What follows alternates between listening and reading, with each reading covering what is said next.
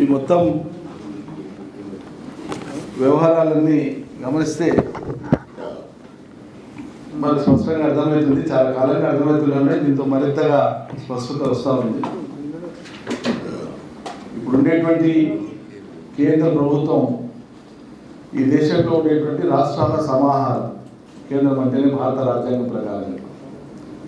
కానీ వాళ్ళు రాష్ట్రాలను రాజ్యాంగబద్ధంగా ఎన్నుకోబడినటువంటి ప్రజల చేత పరిపాలించబడుతున్నటువంటి రాష్ట్రాలుగా ఆ మోతాదులో వాళ్ళు చూస్తున్న గౌరవం కనిపిస్తుంది.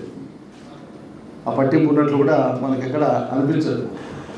అదేవిధంగా కేంద్రం యొక్క దయా దాక్షిణ్యాలతో ఉన్న రాష్ట్రాలు నడవాలనేటువంటి ఒక ధోరణి కేంద్ర ప్రభుత్వంలో ఉన్నట్టు కనిపిస్తుంది. అది ప్రజాస్వామ్యానికి మంచిది కాదు. ప్రత్యేకంగా భారత ప్రజాస్వామ్యానికి అది ఎంత మాత్రం మంచిది కాదు. గతంలో చాలా అనుభవాలు ఉన్నాయి ఈ దేశంలో.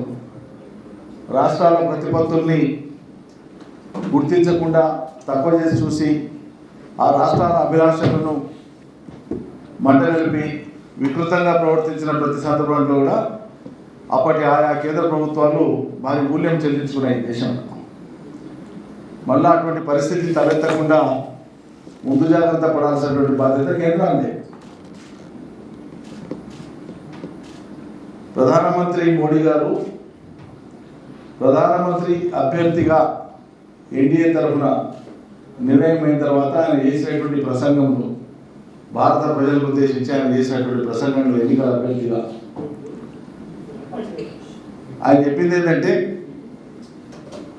నేను ఒక రాష్ట్రానికి 3వ దఫా ముఖ్యమంత్రిగా ఉంటూ ఇవాళ దేశానికి సారథ్యం వహించడానికి మీ అందరి అనుమతితో 1 करोड़ 25 लाख 1 करोड़ 100 करोड़ 25 लाख 125 करोड़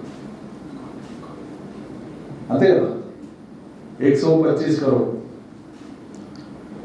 ఈ అవామా మీరందరూ కూడా మద్దతు ఇస్తే, దీవిస్తే, ఒక ముఖ్యమంత్రిగా రాష్ట్రాల అభిలాషలు ఎట్లుంటాయో నాకు తెలుసు. కాబట్టి భారతదేశంలో నేను కొత్తగా కోఆపరేటివ్ ఫెడరలిజాన్ని అమల్లోకి తెస్తానని చెప్పి చాలా పెద్ద ఆశ కల్పించిన రాష్ట్రాలు. కోఆపరేటివ్ ఫెడరలిజం అంటే ఆయన ఇచ్చినటువంటి నిర్వచనమే రాష్ట్రాల యొక్క హక్కుల్ని మరింత గౌరవిస్తూ వాళ్ళ అభిప్రాయాలని, వాళ్ళకు ఉండే ప్రత్యేక పరిస్థితుల్ని మరింతగా మేము పరిగణలోకి తీసుకొని కేంద్ర విధానాలను రూపకల్పన చేసే క్రమంలో రాష్ట్రాల యొక్క అభిప్రాయాలకు మేము పెద్దపీట వేస్తామని చెప్తాం. కోఆపరేటివ్ ఫెడరలిజం ఎటుపోయిందో, ఉన్న ఫైనాన్స్ కమిషన్ ఆఫ్ ఇండియాను తీసేసినారు, నీతి ఆయోగం తెచ్చినారు, అది ఓన్లీ రికమెండేటరీ బాడీ అని చెప్పినారు. నీతి ఆయోగ్ ఇచ్చిన రికమెండేషన్స్ని పాటించేది ఉండదు. వాళ్ళకి ఏం తోస్తే అదే ఆ అభిప్రాయాలన్నీ రాష్ట్రాల మీద రుద్దడమే. వాళ్లకు నచ్చిన రాష్ట్రాలు, వాళ్ళ పార్టీ ప్రభుత్వాలు ఏలుతున్నటువంటి రాష్ట్రాలకైతే ఒక న్యాయం. అందుకే దీన్ని మా పెద్దలు సురేష్ రెడ్డి గారు ఇంతకుముందు చెప్పినారు, నాకు సూచన ఇచ్చినారు. This is not cooperative federalism but it is a selective federalism. ఇది వాళ్ళకు నచ్చినటువంటి విధంగా పరిపాలన చేసుకోవడానికి, వాళ్ళకు నచ్చిన రాష్ట్రాలకు తాంబూలాలు ఇవ్వడానికి, ఇతర రాష్ట్రాలకు ఎగ్గొట్టడానికి వాళ్ళు అమలుపరిచేటువంటి ఫెడరలిజం అని చెప్పినారు. యథార్థంగా కళ్ళారా మనకు కనిపిస్తాం. ఈ పంటలు వ్యవసాయమే కాదు, వరదలు వచ్చినప్పుడు కూడా చూసినాం.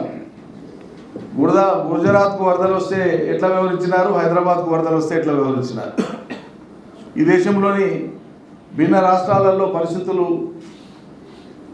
అక్కడ కెలామిటీస్ వచ్చినప్పుడు కూడా ఎట్లా ప్రవర్తించినారో మనం చూసినాం. అందుకే ఈ ధోరణి అనేటువంటిది ఎక్కువ రాజకీయ ప్రాధాన్యతనిచ్చి ప్రజలకు సంబంధించిన ప్రతి దైనందిన అంశంలో కూడా కేవలం రాజకీయ లబ్ధినే ఆశించి ఒక కేంద్ర ప్రభుత్వం పనిచేయడం అనేటువంటిది ఈ దేశ ప్రజాస్వామ్యానికి ఎంత మాత్రం అది క్షేమదాయకం కాదు. విఘ్నులు ఎవరు కూడా దీన్ని ఆమోదించరు. అబ్సల్యూట్ మెజారిటీ ఉన్న కారణంగా మాకు నచ్చినట్లు చేస్తామంటే కాలం వచ్చినప్పుడు అంతకు రెట్టింపు వ్యతిరేకతతో ప్రజలు కూడా తీర్పులు ఇస్తారు. అవి గతంలో జరిగినాయి. ఎవరు శాశ్వతంగా నిలవలే. అఖండ మెజారిటీలు సాధించినటువంటి వాళ్ళు కూడా అతిగా ప్రవర్తించినప్పుడు మట్టిపాలే అయినరు తప్ప ఎవరు కూడా ఆచంద్ర తారార్కం పరిపాలన చేయలేకపోయింది. అది గుర్తించాలి. పాలనలో అహంకారపు స్వభావం అనేటువంటిది ఏనాటికి కూడా అది కలిసి రాదు. పై స్థాయినే కాదు, ఆ జాతీయ పార్టీకి సంబంధించినటువంటి కింది శ్రేణుల వరకు తలా తోకా లేకుండా మాట్లాడడం, బాధ్యత లేకుండా మాట్లాడడం, రాష్ట్రాలను, రాష్ట్ర ప్రభుత్వాలను, అక్కడ ఉన్నటువంటి పాలకులను, అక్కడ ఉండేటువంటి ముఖ్యమంత్రులను కూడా లెక్క చేయకుండా ఏకవచన సంబోధనతో మాట్లాడడం, ఇష్టం వచ్చినట్లు మాట్లాడడం, నిరాధారమైనటువంటి అభాండాలు వేయడం, ఇది పరిపాటి అయిపోయింది, ఫ్యాషన్ అయిపోయింది. అందువల్ల భారతదేశంలో ఇప్పుడు భారత రైతన్నలు ఎదురు చూస్తున్నటువంటిది ఏంటంటే, ఈ దేశంలో వ్యవసాయ పరిశోధనలు చేసేటువంటి జ్యూరిడిక్షన్, అధికార పరిధి మీది. ఐసిఆర్ అనేటువంటిది కేంద్ర ప్రభుత్వ పరిధిలో ఉంటుంది. వ్యవసాయము రాజ్యాంగంలో ఉమ్మడి జాబితాలో ఉన్నప్పటికీ కూడా దాని మొత్తం హక్కులు మీరు లాగేసుకున్నారు. కనీస మద్దతు ధరలు నిర్ణయించేటువంటి అధికారం మీ చేతిలోనే పెట్టుకున్నారు. ఎక్స్పోర్ట్స్ చేసే అధికారం కేంద్ర ప్రభుత్వ చేతుల్లోనే ఉంది. గోడౌన్స్ కేంద్ర ప్రభుత్వ చేతుల్లోనే ఉన్నాయి. రైల్వేలు కేంద్ర ప్రభుత్వ చేతుల్లోనే ఉన్నాయి. ఇవన్నీ మీ చేతుల్లో పెట్టుకొని రాష్ట్రాలలో వచ్చేటువంటి ఉత్పత్తులు వచ్చినప్పుడు చేతులు ఎత్తేస్తామంటే అది మీ చేతకాంతనం అనాలనా, మీకు ముందు చూపు లేనితనం అనాలనా, ఏమనాలి? అందుకే కదా మొత్తుకుంటున్నాం. ఈ దేశంలో క్రాప్ కాలనీస్ను ఏర్పాటు చేస్తే గౌరవ ముఖ్యమంత్రి కేసీఆర్ గారు పలు దఫాలుగా సూచన చేసినారు. ఇది దేశ హితం కోసం చేసినారు.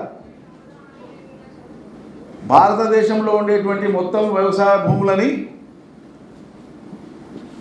భౌగోళిక వాతావరణ పరిస్థితుల దృష్ట్యా క్రాప్ కాలనైజేషన్ చేసి ఆధునిక సాంకేతికతను వినియోగిస్తే అద్భుతమైన ఫలితాలు వస్తాయి. ఈ దేశంలో ఉండేటువంటి రైతాంగానికి ఆర్థికంగా చాలా వెసులుబాటు ఉంటుంది, మనం ముందుకు నడిపినట్టుంటుంది. మీరే ఒక పక్కకు మేక్ ఇన్ ఇండియా ఎంట్రీ 2022 వరకు ఈ దేశంలో ఉండేటువంటి రైతుల యొక్క ఆదాయాన్ని రెండంతలు చేస్తామంటారు. 2021 ఇంకా 4 రోజులు అయితే అయిపోతుంది. 2022లోకి పోతున్నాం. 2022 నాటికి మీరు ఈ దేశంలోని రైతన్నల యొక్క ఆర్థిక ఆదాయాన్ని రెండంతలు చేస్తామన్న సంగతి దేవుడు ఎరుగు. వాళ్ళు పండించినటువంటి పంటలు తెచ్చి ఇండియా గేట్ దగ్గర పోయించుకునేటువంటి దుస్థితి తెచ్చుకుంటున్నారు. ఎక్కడుందండి మీకు ముందు చూపు? మేక్ ఇన్ ఇండియా అంటున్నారే పెద్దదానికి. మరి భారతదేశంలో పండేటువంటి పండ్లు కానీ, ఫలాలు కానీ, కూరగాయలు కానీ, ఆహార ధాన్యాలు కానీ ప్రపంచ ప్రఖ్యాతి గాంచినాయి. వీటిని ఎందుకో మేక్ ఇన్ ఇండియాగా ప్రాసెసింగ్ చేసి ప్రపంచ ప్రజలకు అందించేటువంటి ప్రయత్నం ఎందుకు చేయదు భారత ప్రభుత్వం? చేస్తే అన్ని రాష్ట్రాల రైతాంగానికి మేలవుతుంది కదా. కొత్త దారులు, న్యూ అవెన్యూస్ ఎందుకు వెతుకుతలేరు? మీరు ఎందుకు పరిశోధనలు చేస్తలేరు? మీరే చెప్తున్నారు ఈ దేశంలో నూనె గింజలు గతి లేవు. తినే వంట నూనెలను కేంద్ర ప్రభుత్వం ప్రతి సంవత్సరం సుమారు 80 నుంచి 90 వేల కోట్ల రూపాయలు విదేశీ మార్గ ద్రవ్యం చెల్లించి తినే నూనెల్ని బయట దేశాల నుంచి దిగుమతి చేసుకుంటున్నామని చెప్పి మీరే చెప్తున్నారు. ఈ దేశానికి అవమానకరం కదా? ఈ దేశంలో కోట్లాది మంది రైతులుండి, కోట్ల ఎకరాల సాగుయోగ్యమైన భూములుండి, ఈ ప్రజలకు అవసరమైనటువంటి నూనె గింజల్ని కూడా పండించడానికి మీరు దారి చూపించలేనటువంటి స్థితిలో ఉన్నారే. అది ఎవరి భారం అండి? ఎవరి మీద ఉన్న భారం? ఒకవేళ దీన్ని అవమానంగా భావిస్తే ఎవరికి అవమానం ఇది? 4 కోట్ల జనాభా ఉండేటువంటి స్పెయిన్ ఇవాళ ప్రపంచంలో ఫ్రూట్స్ అండ్ వెజిటబుల్స్లో ఎక్స్పోర్ట్స్లో నంబర్ 1 పరిస్థితులలో ఉంది. 140 కోట్ల జనాభా ఉన్నటువంటి ఈ దేశంలో ఈ దేశ ప్రజల నైపుణ్యాన్ని మీరు నీరుగారుస్తున్నారు. ఈ దేశ ప్రజల శ్రమశక్తిని మీరు అగౌరవపరుస్తున్నారు. ఈ దేశ రైతాంగం యొక్క వ్యవసాయ ఉత్పత్తుల్ని చిన్నచూపు చూసి సరైన మార్కెటింగ్ విధానం కల్పించకుండా వీళ్ళని బలహీనపరుస్తున్నారు, తిరోగమనం వైపు నడుపుతున్నారు. పప్పు దినుసులు లేవు.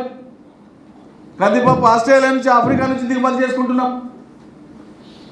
పప్పు దినుసులకు, నూనె గింజలకి అలా కొరత ఉంది దేశంలో. మేము మీ ఎంబడి పడ్డాం.